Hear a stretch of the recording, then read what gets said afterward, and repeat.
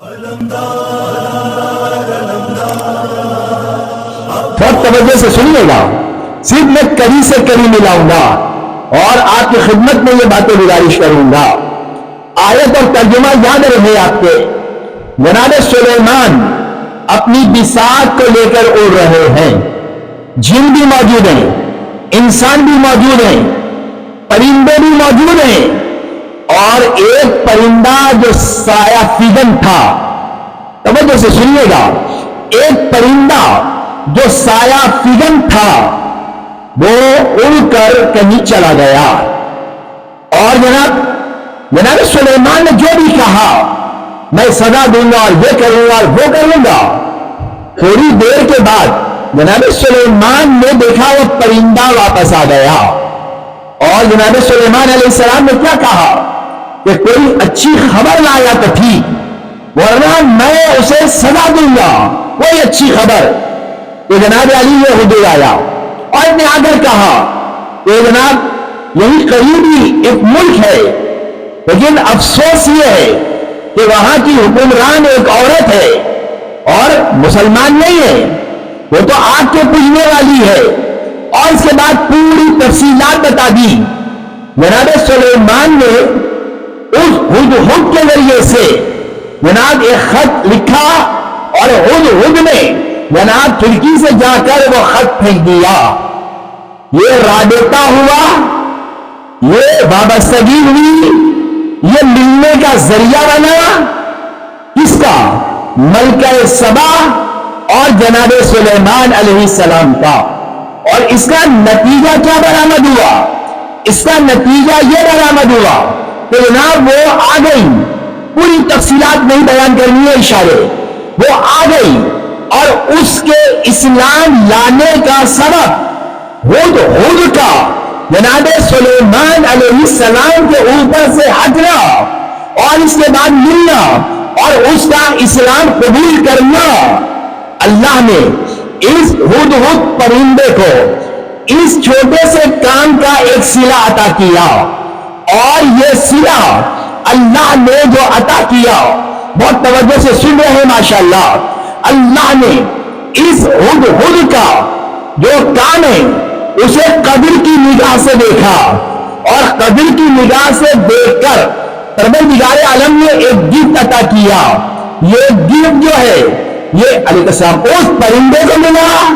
وہ پرندہ تو دنیا سے چلا گیا، اس کا تو انتقال ہو گیا، برس ہاں برس گزر گئے، اور جناب وہ جو اللہ کا تحفہ ہے وہ پرندے کی نسل میں آیا، وہ اصل پرندہ جس نے یہ خدمت کی، خط لایا، جناب خبر لایا، مسلمان بنانے میں ایک حصہ ڈالا، وہ تو مر گیا، اللہ نے اسے تو تحفہ دیا ہی دیا، اس کی پوری نسل میں یہ تحفہ جاری کر دیا۔ ابھی بات مکمل نہیں ہوئی ہے، اب میں جا رہا ہوں، اور اللہ تبارک و تعالیٰ نے ایک اور پرندے کو معین کیا۔ ظاہر ولایت میری نگاہوں میں گھوما ہے، ظاہر ایک ہفتے پہلے ملاقات ہوئی، ہمارے گھر آنا جانا رہا، لہذا میں اب دوسرے پرندے کی بات کر رہا ہوں، پھر نتیجے فکر آپ کی خدمت میں پیش کروں گا، تب آپ خلوص اپنے دل میں قائم کریں گے، اور دین کا کوئی بھی کام ہو خلوص سے ہٹ کے آپ کو نہیں کرنا، نسلوں میں اس کی خوبیاں جائیں گی۔ وہ پرندہ کون سا ہے؟ عبد المطلب، ابرہا، ہاتھیوں کا لشکر۔ یہ جملے آپ نے سنے، یہ جملے آپ نے اور کیے، سورہ فیل ظاہر پڑھ جائیے، میں بہت ساری باتیں بتانا چاہ رہا ہوں، اس لیے میں رکنا نہیں چاہ رہا کہیں بھی۔ بھائی طیرن ابابیل، یہ پرندہ اور پرندے کے ہال آئے، اور چونچ میں ایک، سیدھے ہاتھ میں یا پیر میں ایک، الٹے پیر میں ایک، یہ تین کنکر یہ سارے ابابیل آئے، اور جناب عبد المطلب ایک ٹیلے پہ کھڑے ہو گئے، ایک طرف عبد المطلب اکیلے، اور ہاتھیوں کا لشکر، بلو کلر نیلے کلر کے ہاتھی، ایک ہاتھی کا نام محمود، آ رہے رہے ہیں خانے کعبہ کو ڈھا دیں گے, خانے کعبہ کو تباہ کر دیں گے, خانے کعبہ کی کوئی عبادت کوئی طواف نہ کرے, خانے کعبہ کو ہم اڑا دیں گے. اور عبد المطلب, بھائی آپ اپنے اونٹ تو لینے گئے, خانے کعبہ کی فکر نہ کی, تو عبد المطلب نے کہا اونٹوں کا مالک میں, یہ جو اللہ کا گھر ہے اس کا ایک مالک ہے, اونٹوں کا مطالبہ میں کروں گا, اللہ اپنے گھر کی حفاظت کرنے والا ہے. اللہ اپنے گھر کی خود حفاظت کرنے والا ہے. تو اللہ تعالیٰ نے کیسے حفاظت کی؟ صرف تین کنکر اور چھوٹے چھوٹے کنکر, پورا لشکر تباہ ہو گیا, الا ایک کے پورا لشکر تباہ ہو گیا. تین کنکروں سے نتیجہ برابر کروں گا ابھی. اور جب یہ ایک بج گیا, اس نے کیا کیا, ابرہا اور بادشاہ جو تھا وہاں تک پہنچا اور کہا لشکر تباہ ہو گیا. ادھر لشکر تباہ ہوا اور ابرہا نے کہا کہ جناب یہ پرندہ ہے کیسا؟ ایسے میں ایک پرندہ اڑا سامنے, یہ لگا ہوا سامنے, جناب وہ پرندہ آیا, ارے ایسا تھا ایسے میں وہ پرندہ آیا اور اس نے وہ 3 کنکر مارے, خبر دینے والا بھی مر گیا. اللہ نے کیا کیا, نتیجہ سنیں گے. لائیے توضیح مسائل, آرا خوئی کی توضیح, آرا خمینی کی توضیح, رہبر معظم کی توضیح, آرے سیستانی کی توضیح لائیے, نکالیے یہ چیپٹر. اور حلال پرندے اور حرام پرندے, جناب چیپٹر کھولیے.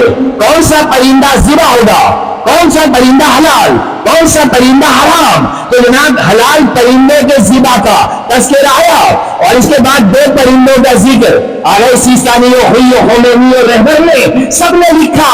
تو جناب علی یہ 2 پرندے, ایک کا نام ہے ہدہد, ایک کا نام ہے ابابیل, لکھا کہ ذبح تو کر سکتے ہو لیکن اللہ پسند نہیں کرتا کہ اس ہدہد اور ابابیل کو ذبح کر کے اس کا گوشت بھونو یا بناؤ یا کھاؤ. تو اللہ اگر ایک پرندے کی خدمت کو ضائع نہیں کرتا,